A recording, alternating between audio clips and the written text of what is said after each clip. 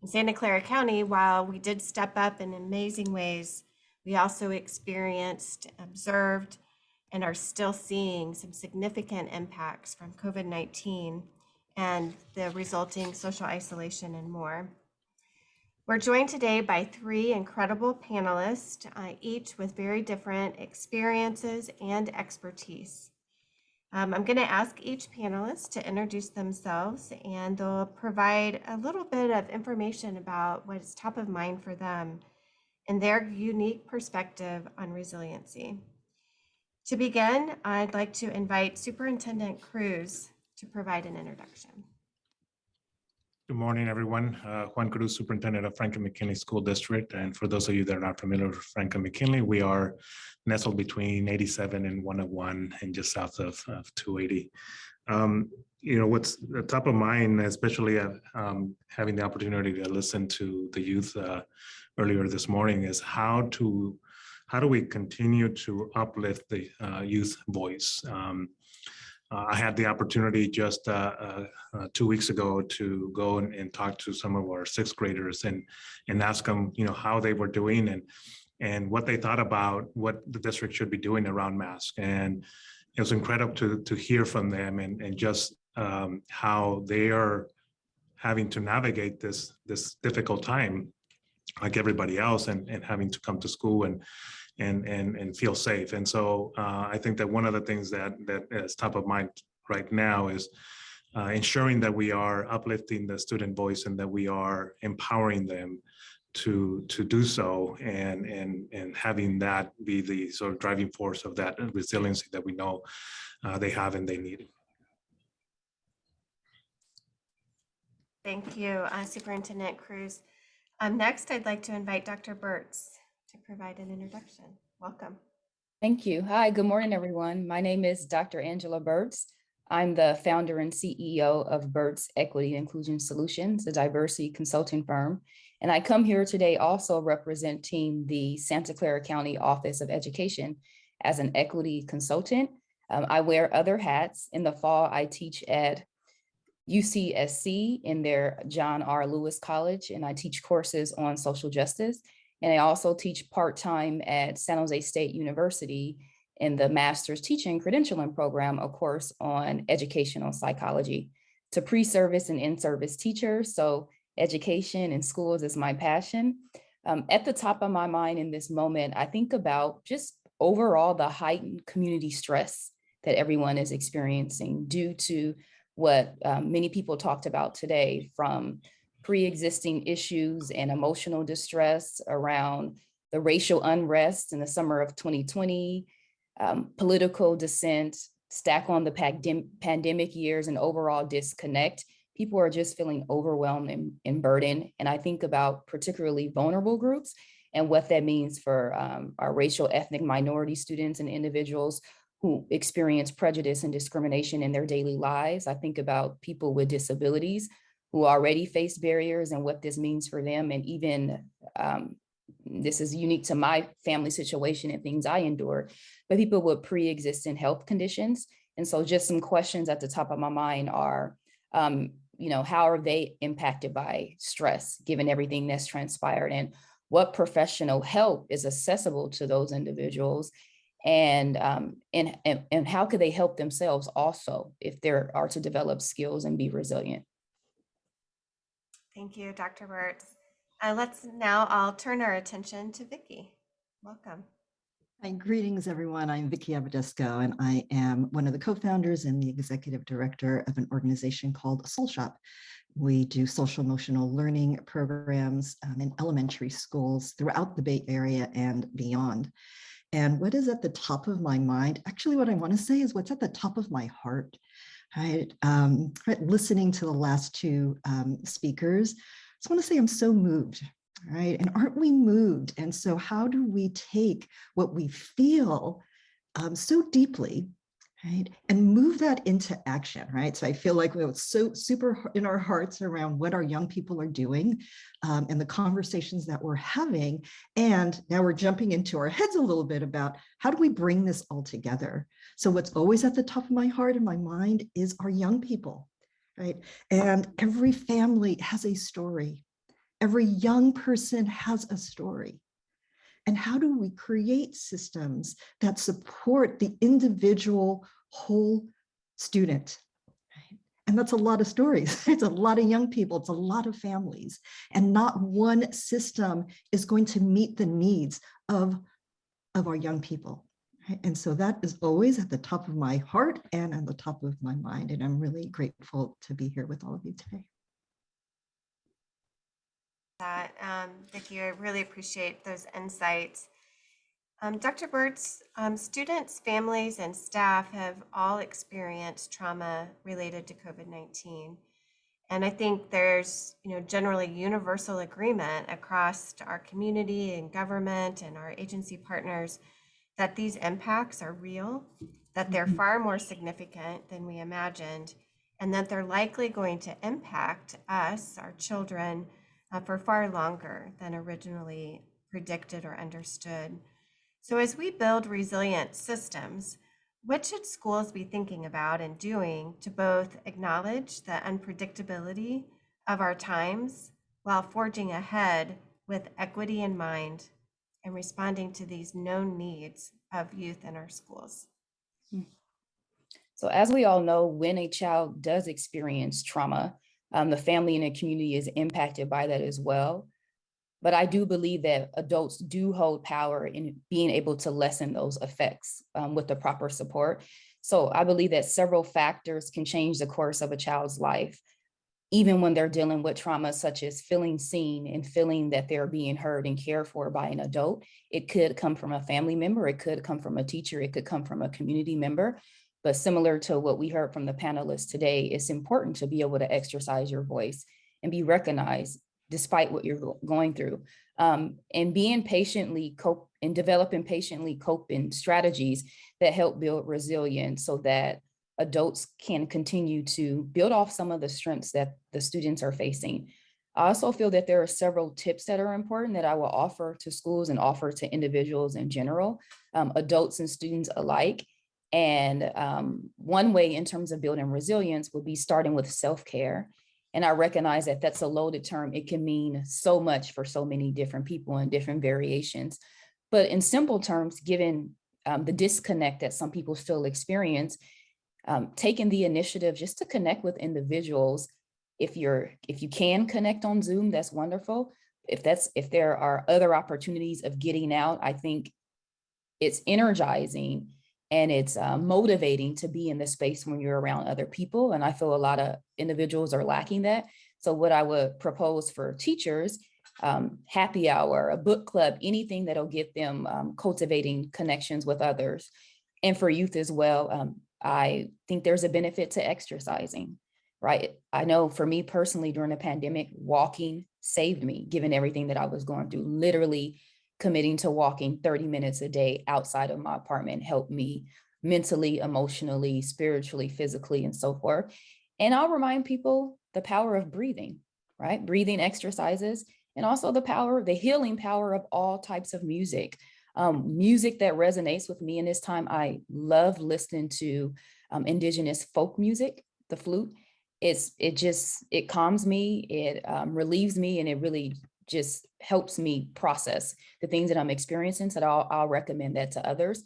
Another thing that I would recommend is practicing, I would call it mindful news literacy, because we are bombarded with so much information. And there is a method I recently learned about that I'll share, and it's called the SWIFT method. And it pretty much means first to stop, okay, investigate the source, find better coverage, and trace claims and media to the original context. Because I think when we're internalizing all of those messages, sometimes it's true, sometimes it isn't. And it's important for us to have some strategy to interpret all of the messages that's around us. I would also say another technique is self-reflection. And this is something that I would recommend for teachers, administrators, leaders, students. And jotting down your feelings and journaling your thoughts is a very powerful tool. You might never share that with anyone or even look at it again after you do it, but there's something to be said to release because so many of us pour into other lives. So having an outlet for ourselves is just as important. And it also promotes self-awareness and allowing one to clarify their emotions to better understand what's going on for them. So those are just some ideas that resonate with me that I would encourage everyone else to think about. And also just recognizing that kind of like the analogy of putting the oxygen mask on first, right? You have to do that for yourself to be able to help others. And I think with this COVID-19, it's challenged many of us who give a lot or who are in those situations, children alike who care for their families and care for communities, to think about how to take care of themselves. And lastly, therapy, when it's accessible, is a major recommendation that I have for individuals who need that or need to process more if they feel that they are burdened and can't do it on their own. Thank you, Dr. Birts, for those insights. I think they really help us think about ways in which we can institutionalize some of those resiliency factors and embedding some of them into our practices as adults within the systems, the school sites, and the like. Mm-hmm. Vicki, I'm wondering, as we all reflect upon these traumas, the impacts of COVID-19 on our youth, what are you seeing in the field, and has social isolation and increased access to social media had any impact? So tell us about the young people and how we should be engaging with them on topics of equity, inclusion, and the impacts of trauma. Yeah, thanks. Yeah, I think as it's been said, right, it's our young people need connection. And so again, whether it's on Zoom, whether it's in person, they need it. And I get calls every single day. Can you come and help us? Can we come on Zoom? Can you come and visit my classroom? And both educators and our young people are looking for role models of how to move through what we all are experiencing. Right? And I'm always encouraging families and educators to share our own experience. Right? Our young people learn from our role modeling. And so I'll share a quick couple of stories of, right before the pandemic, we get a lot of calls from schools who say, oh, we have a problem with bullying. Oh, these kids are out of hand. So we get this call from a school that says, this kid is just ruining, lunch recess. It's like, this kid's a terrorist. So in this moment, right, it's like, is the 8-year-old kid the problem if we have an educational leader calling a child a terrorist? Right? So we go into schools, we share all of these great social emotional tools with young people, and yet there's something that's happening with the adults. And so how do we also take responsibility for how we are approaching and speaking to young people? So in the story, I don't want to know about who the terrorist is. We go into the assembly, there's 4th and 5th graders, over 100 of them. We're talking to them about their emotional feelings, what we consider our emotional balloon. We ask if anybody in the audience has something in their balloon they want to share. Right? So quiet audience, all of a sudden a little hand goes up. There's rumbling in the room, and we realize that's the bully that everyone's talking about. So this little beautiful girl comes to the front of the room, and with tears in her eyes, we say, tell us, what's in your emotional balloon? And she says, I've lost my best friend. And again, the kids are like, she doesn't have a best friend. No one likes you. You're the bully, right? We can hear this rumbling, but there's also curiosity. And so we say, tell us about your best friend. What happened? And again, with so many tears in her eyes, she tells us that her grandmother died. And in that moment, right, minutes before, this was a kid who had a label on her: bully, the bad kid, the terrorist. And now something starts to sweep across that room. Empathy, care, compassion. So in those few moments, that sweet little girl got to tell us about all the things she loved about her grandmother and what it's like for her. So when she's on the playground, yeah, she wants to push somebody. Yeah, she wants to hit somebody. Yeah, she wants to ruin games. And when we don't get a chance to talk about the grief in our lives, you know what, as an adult, I also want to hurt somebody. So we ask if anybody in the audience, right, those 100 kids could feel and see her courage. Every hand went up. We said, oh, who here would be interested in maybe helping her when you see her on the playground, maybe ruining games or wanting to hurt somebody? Every hand went up to help her. Now, this is a girl who the principal told us that she had been suspended multiple times because of her behavior. And yet here we have what? A broken-hearted little girl. And I just think about our young people and all the broken hearts, the ways that what we carry to school.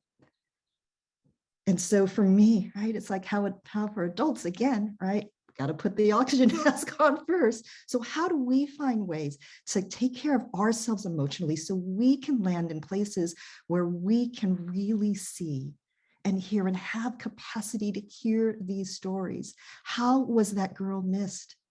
How did we miss her grieving heart? And then how do we give her what she really needs, which is not being benched or suspended or put in a corner or told that she's bad?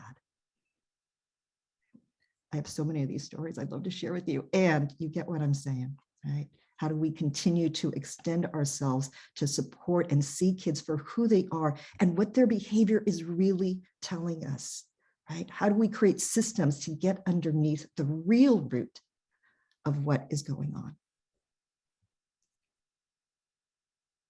Thank you, Vicki. I was thinking about how understanding what that young girl is experiencing and having 100 of her peers, you know, all willing to jump in and have empathy and to help, kind of takes us with resilience to the ability to thrive in that environment. And I also wonder a bit about just the role of joy in social emotional learning.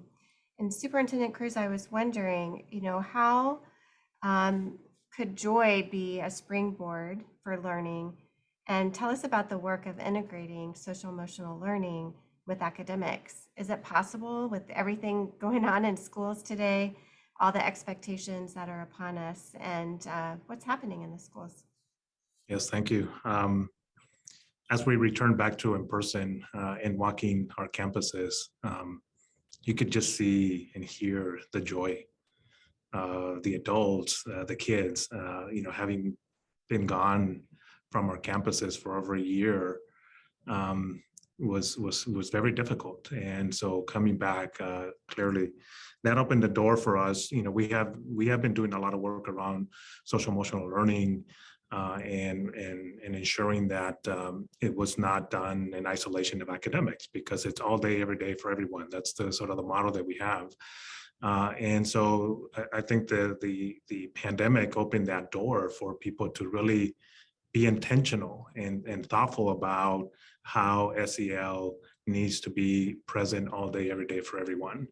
And it can. And so we've done a lot of work around introducing some tools, like we use Second Step as a curriculum that can springboard, right? Because many believe in it, many want to do it, but maybe they didn't have the know-how or the skills or the materials, and so we needed to make sure that we had that. And so we've been working on professional development so that we ensure that it's being done in an integrated way with the academics, that this is not something that we do in the morning as a community circle and that's our SEL time. Because for many years, that's what we heard. SEL time is in the morning when we check in with students. And it has to be beyond that. We have to make sure that we take care of that young lady, you know, the young student that Vicki just talked about, right? We know that there's been a lot of loss in our community. Both for adults and students, right? So when we came back, it really was about how do we recreate that community, that school community that is in some cases that essential piece for some of our students. that's the safe place for some of our students. And so we've really been intentional about ensuring that when we talk about SEL, it's not in isolation from academics, or that when we talk about academics, it's not about, that SEL is something that is done outside of that. And we have had quite a positive response from staff. They want to make sure that they have more. They have trauma-informed practices, that they understand that a student needs to feel safe, and needs to feel that they belong. If we are going to be truly effective in our academic, preparation of students, that it's the whole child. So I think, if there's something positive that's come out of the pandemic, is that people are open and willing to really engage in these conversations and want to be have those tools and have that professional development as well. But in talking about this, we have to make sure that our adults, I think this has been said already. If the adults aren't well, how can they support our students? And so our staff have had to endure the pandemic just like everybody else, and they've had lost themselves and these kinds of things. So part of that is self-care, but how does the system support that, right? It's not just about, well, you have to take care of yourself, but the system continues to crush them.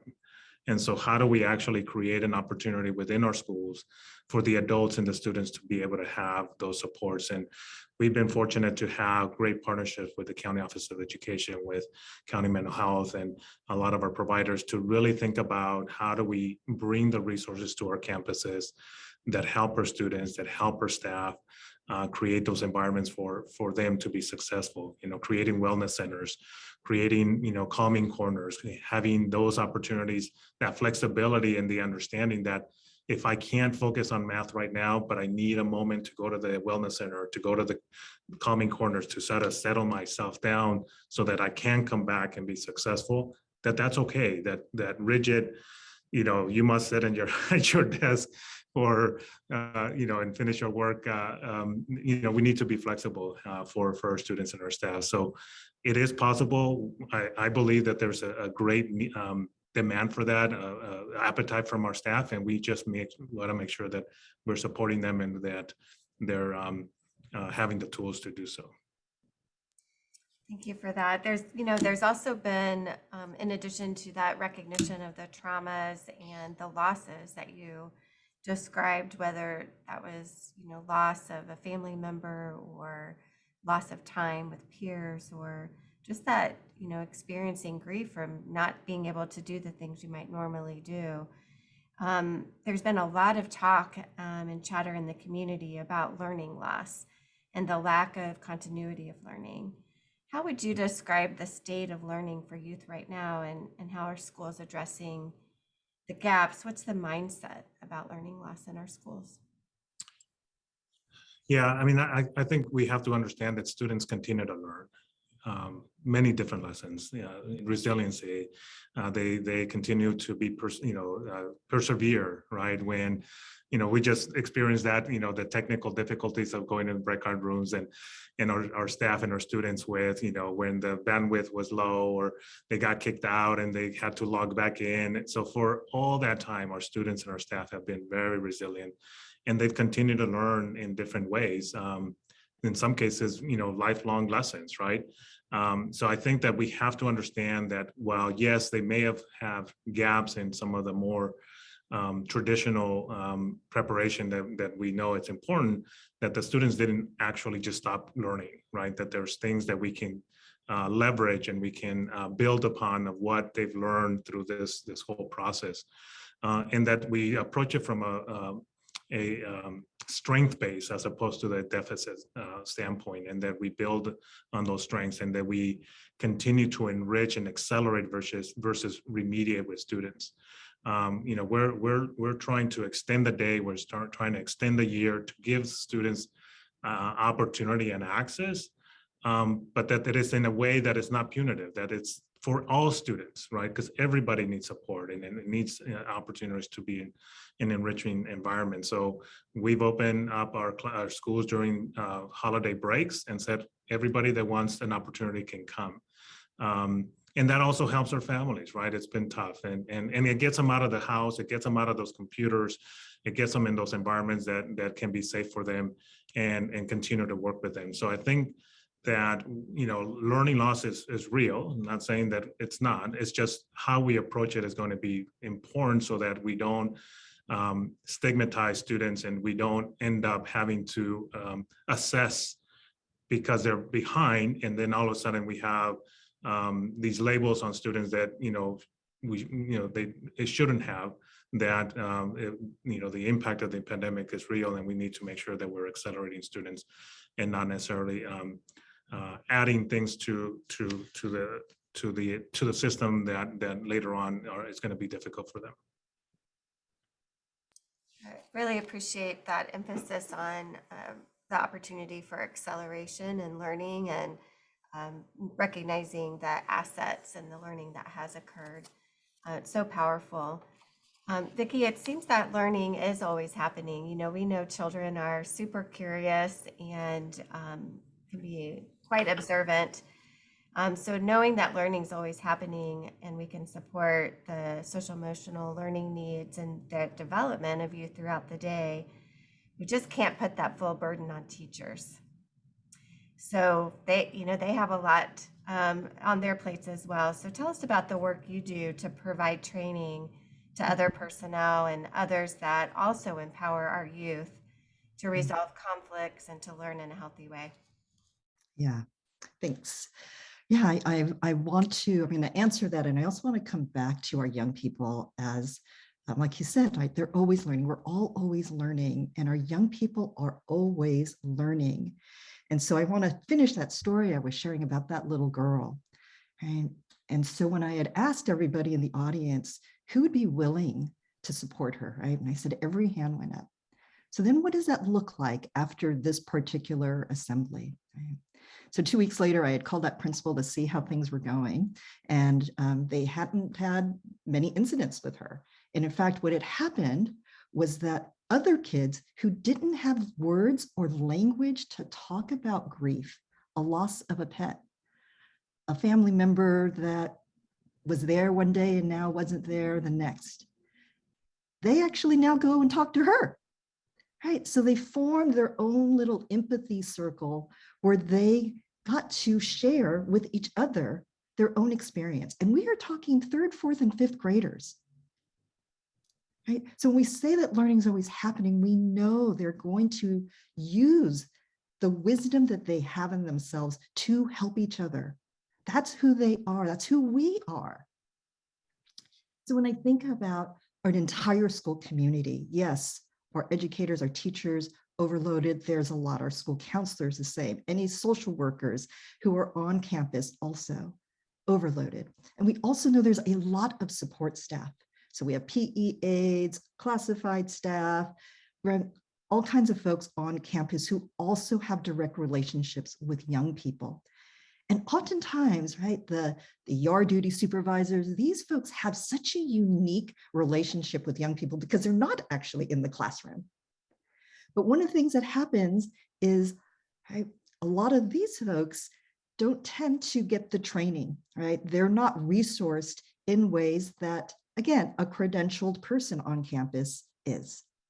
And so for us, we love to work with the yard duty supervisors, the classified staff, because oftentimes some of these folks, they're parents, they're people who are embedded inside of that community, who again, have a really unique and special relationship with young people. And sometimes they may not get the skills or the training that teachers get in SEL or many other things. And so for us, it's about, being able to invest in and support the entire school community so that we can start to balance out, right? How are the resources used here? How, again, can we also support our young people to get what they need from everybody in a school community? How can everyone use the same tools to communicate when there's a problem to be worked out? How can we talk about forgiveness? How can we repair harm? How can we all, again, use that same language? And again, being able to work with, again, yard duty supervisors, classified staff, support teams, Right. To me, they make all the difference because, again, they support the school on the edges. And let me just say, we're all on the edges right now. Right.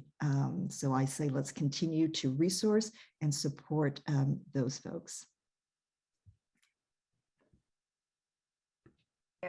So Dr. Birts, we know that you're working with many schools to really help them implement some strategies to meet the diverse needs of our students, including universal design for learning.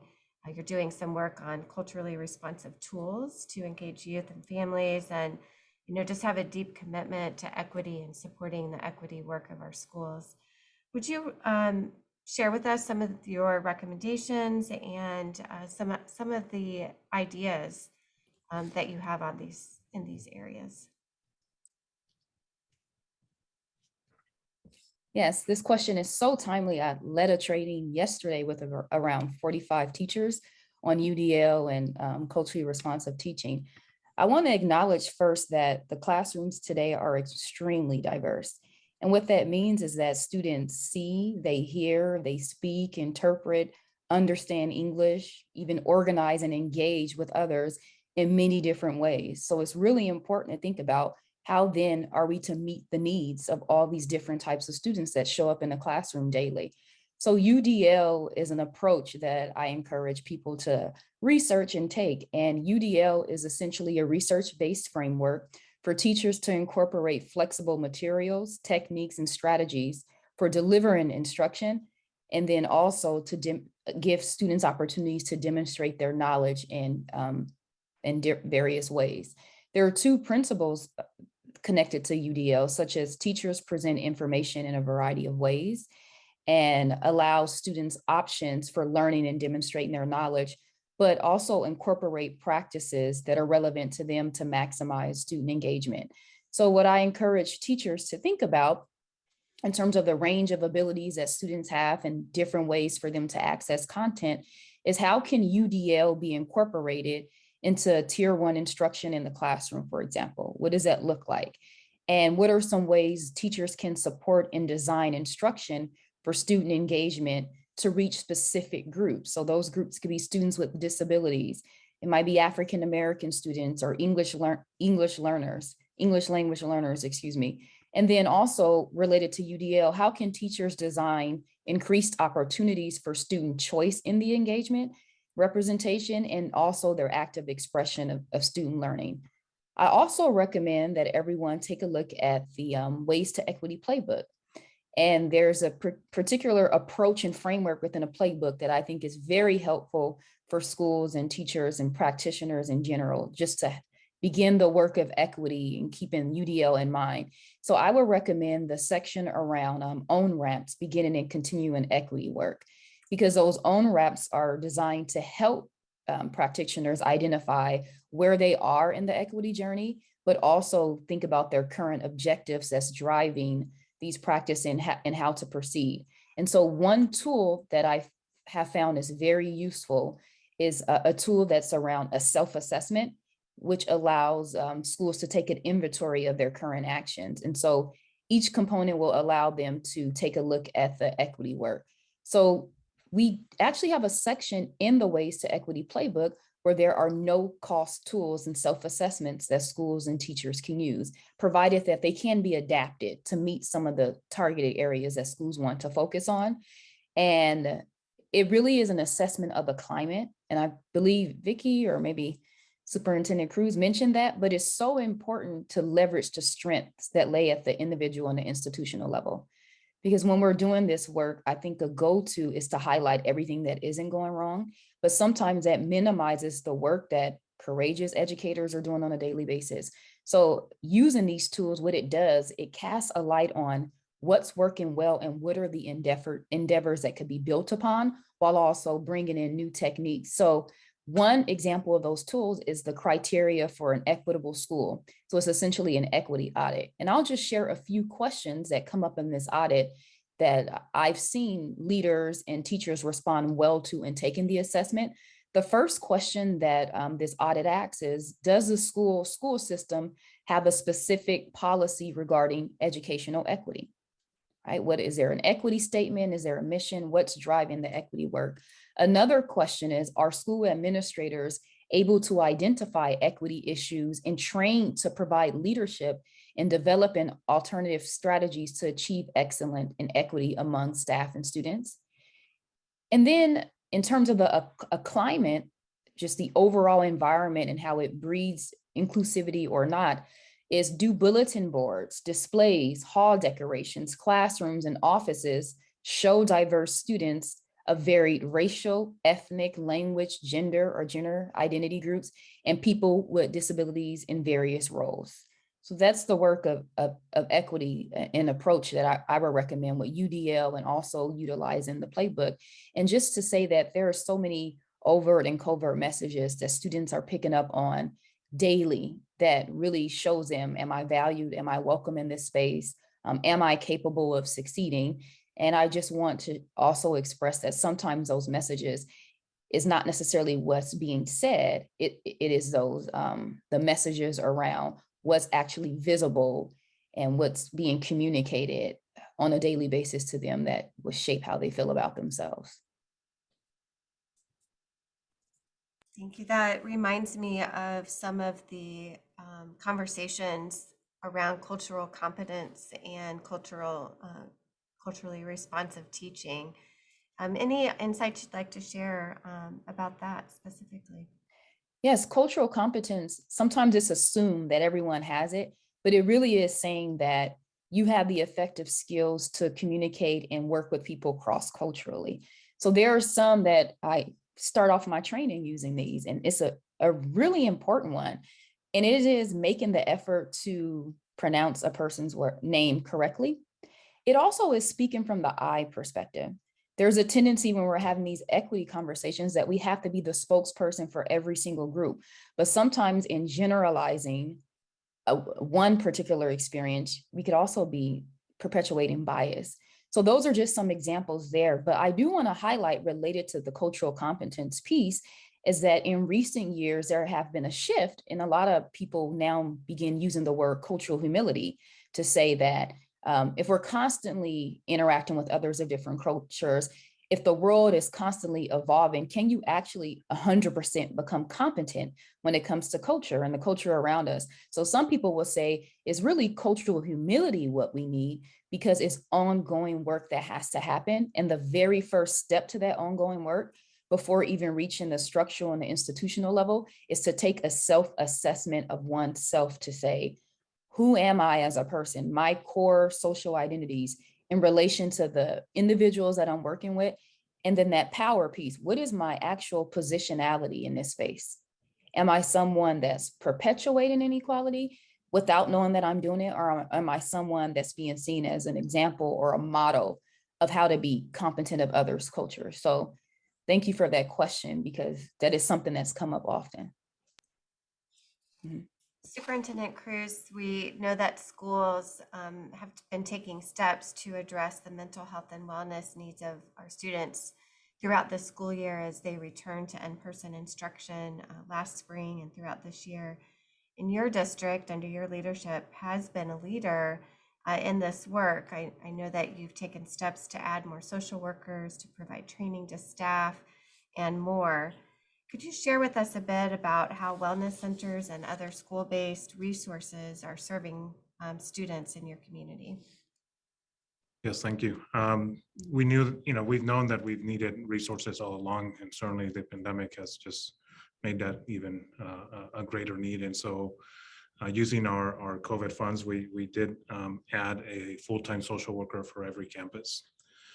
So this way, we've always had, a ratio of 1 to 3 schools, and, that emergency, that need doesn't wait for the day that the social worker is there. So that was an investment that we knew it was needed, and we hope to continue that, in the future, because we know that this, the pandemic in itself is not, where there will be need beyond that.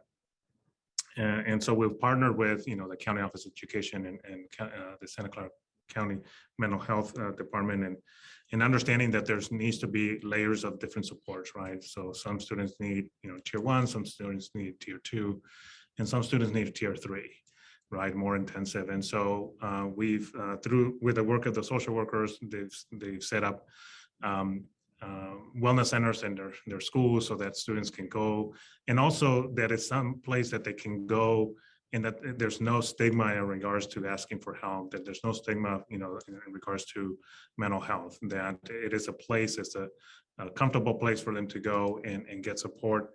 And then also with the pilot of our Zen rooms and with 2 of our schools, and really thinking about how students, self-regulate.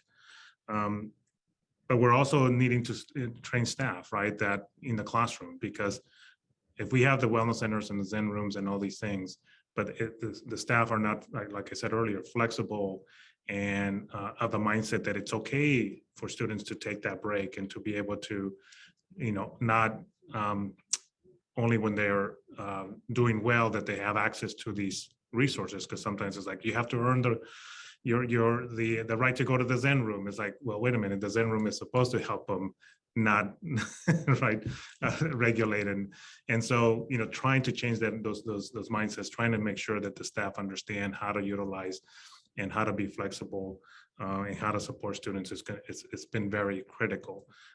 We have embarked in making sure that we have restorative practice in certain schools, that we have these community circles, and that there's ongoing support for staff to build those skill sets and that understanding. But we also we were embarking it last year, but with everybody being remote, we didn't launch it. But this year we've been all staff, all classified certificated administrators have our board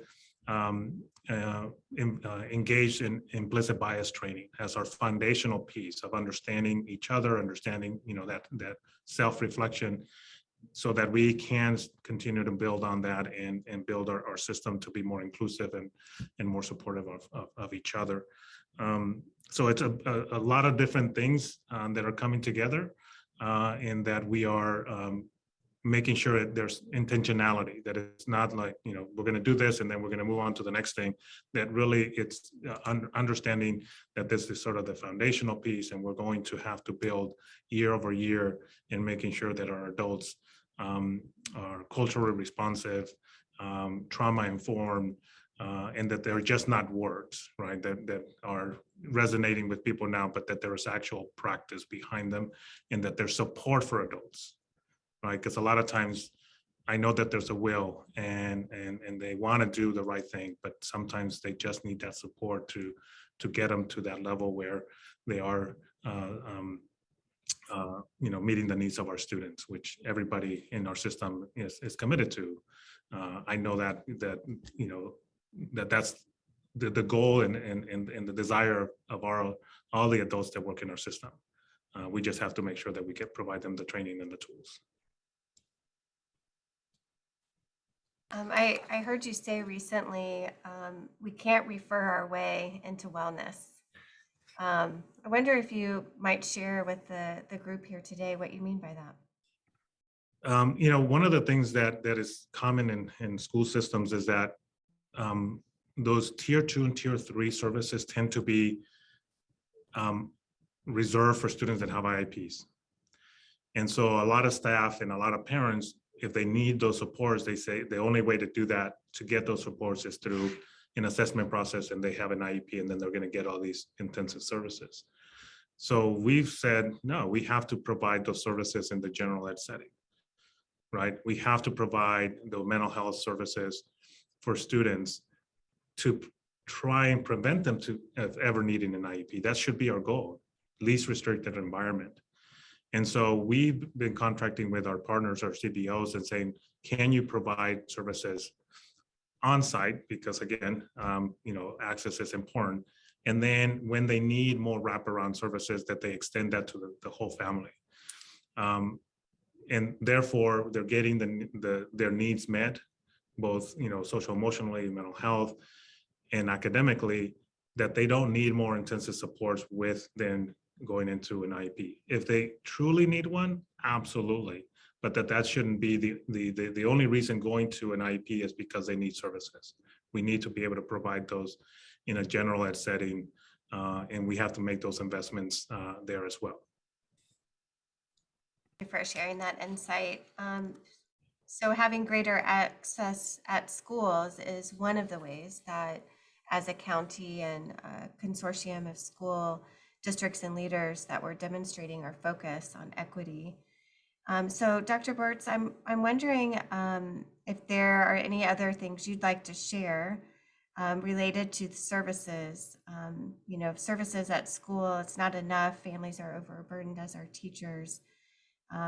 Anything else you'd advise? Yes, I think with people feeling overburdened and the fact that staff and teachers have had to step up and possibly could be dealing with things on their own, it is a lot of pressure. But it also it shows resilience, but it's also important to keep the equity work going because the equity work is ongoing. And so I think continuing to connect it to what's the systematic and systemic approaches to doing the equity work and having some sort of strategic plan in place is so important because issues of discipline still continues even, you know, after the pandemic. So like, for instance, today we did talk about UDL. I alluded to culturally and linguistically responsive teaching, but in my work, I'm also seeing a move toward conscious discipline. So Vicki, in your example, as I was listening to you, that's what came up for me.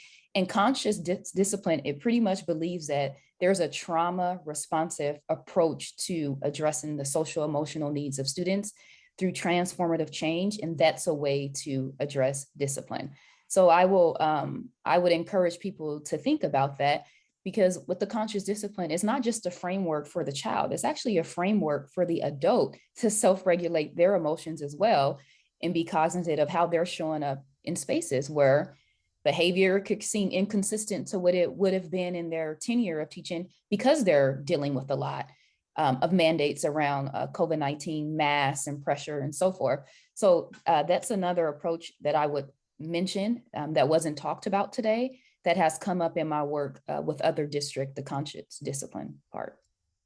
Thank you. So Vicki, I saw you reacting so positively to what Dr. Birts just shared. Tell us more about that. Yeah, I got a call a few months ago from a father, and he was telling me about that. He has two kids at school. He's got a kinder and he's got a fourth grader. And so he was at home and of course, right, just everyone, we're all, like I said, all on edge. We're doing our best, going on our walks, trying to do all of the self-care things. And yet, right, there's still tension. And so you have these two kids at home and the dad was yelling at the kinder. He didn't say what it is, but he was yelling. The fourth grader, because both of these kids go to the same school and they have our program, right? So they have social emotional learning happening in their school. So the fourth grader told the dad, hey, can I tell you about something?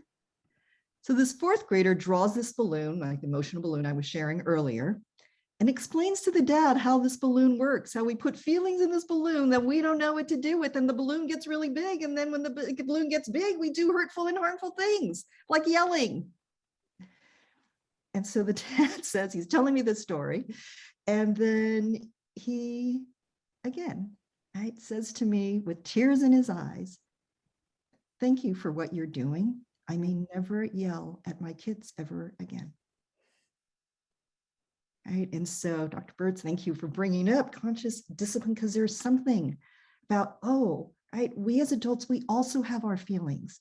We want all of these kids to be, right, competent and all of these SEL, right, skills. And yet, when do we slow down? When do we check ourselves? How are we emotionally and where are we going to talk about the impact on us? Who are there safe spaces for us to go to? Because if we don't know what that is, we're not going to be able to create a safe learning environment for young people. We're not going to be able to change the culture if we don't know it ourselves. Are we living these things? When we tell the young people, just say you're sorry. Okay, we don't really want this, I'm sorry, we want a genuine apology. But when was the last time any of us here gave a genuine apology? But we expect a young person to just go apologize, right? And again, that's adultism, that's ageism, that is us, right? Again, powering over young people to make them do something that we don't have to do, right? So how do we get in our own integrity? How do we get into our own alignment, right? To be able to have those morning circles where we get to really check ourselves and really check in, to really hear what our young people are saying versus doing what we've been doing, which is override them. Oh, you don't feel that way. Oh, just go sit over there. You'll be fine. They have something to say, and they are saying it with or without words. And the question we are asking ourselves today, are we listening? Are we listening? Because they are talking to us. So our panel theme today is resilient students, resilient schools, and resilient communities. So it's bringing us back a full circle to that theme. I'm going to ask each of you to share something that you would like all of us to know, and one thing you would recommend that we each do to promote resiliency in youth, schools, and community. And so, Vicki, I'm going to start with you. Yeah, I think collaboration, partnership is such the key, including being in partnership and collaboration with our young people. And I was just talking about making sure that we have time to check in with them every single day, because a lot of times we can assume, right, that we know what's happening, and we most likely don't. Right. So check-in is about ourselves, making sure that we are checked in, but also making sure that there is space to check in with what our young people are really saying. Again, collaboration, I've heard this throughout the day in our time together, and I think there are more resources out there, and again, we need access to those resources. So how do we continue to be in partnership and collaborate with families, with young people, with educators, right? We are in this thing together, and so how do we put that on the ground and in action? Right, I was going to say our young people need us, but you know what? We need each other, and we need our young people, right? And again, I lean into their leadership, into their wisdom, and how can we do that more and more and make more space for them? Thank you for that. Superintendent Cruz. I would just also say empathy for the adults, just like we ask the adults to have empathy of students and what they're going through. The adults have gone through a lot, and they're holding a lot, and we need to make sure that we're taking care of them, and that they're being given the resources and the attention that they need in order for them to do the work that we're expecting them to do on behalf of our students and our families. It's been a tough 2 years, and we're still not out of this. Sometimes we talk about it like, okay, it's done, but I think we have to make sure that we're attending to the needs of the adults more than probably we have in the past, and be very intentional about that, and understanding that that when they lose it, when they lose their cool, that we need to be there in supporting them in the same way that we want and model, right? I mean, we have to model for our adults the same thing that we want to the students to do when they're having to self-regulate. And so for me, I think there has to be very intentional focus on the adults right now. They're struggling. Thank you. Dr. Birts. I think two things come to mind. First, more opportunity to give people space to ask the why. And what I mean by that, I feel like everyone's putting out fires. And sometimes there's a lot of effort being misdirected because there isn't enough space to process what these challenges are. So, and I think in terms of frameworks. So just that if something has occurred, really spending time to break it down, like in the case with that student, the why, like, why is this happening, and why, and why, and why? And having that opportunity to take a step back and do it that way gives educators an opportunity to create an effective action step to address a lot of what we're seeing. And then the other piece I would say, in any decision making around equity and supporting students throughout the pandemic, the voice of parents should not be overlooked, or families and caregivers, and the voice of students. And then as adults, we have a responsibility to listen to what they're actually saying. And we get into that cultural humility and cultural competence. We're listening to understand and not to respond. There's something that's circulating on social media now, and it talked about a practitioner was talking about challenges with DEI. And a part of the challenge is that when people do speak up, when you do give marginalized individuals an opportunity to talk, you can't take that from them or minimize it or try to fit it into a way that fits you as an individual because of your background, your positionality, and your comfort. It's saying the opposite. I'll be humble. I'll create the resources. I'll create the space. That's what I felt inspired by the Young Liberation Movement today, to just let people exist and brainstorm where they are as the ones being most impacted by everything that we're trying to do. And I think if we do more of that, that creates a catalyst of change that's really authentic and unique for the times that we're living in, to support, generations after generation. So those are my thoughts as I reflect on today's session and the work that I do. I just want to say I'm so inspired by everything that the three of you have shared with us today, demonstrating, I think, some authenticity and humility and recognition, and helping us recognize how hard the work still is, but how much celebration there still can be. We've come a long way in the last couple of years, and our communities, our schools, our families, our youth are doing pretty powerful things. And it's amazing to think about how both significant the impact of COVID-19 has been and how significant our resilience has been as well. And so I just want to congratulate each of you for the work that you're doing and leading, and for all that you've shared with us today.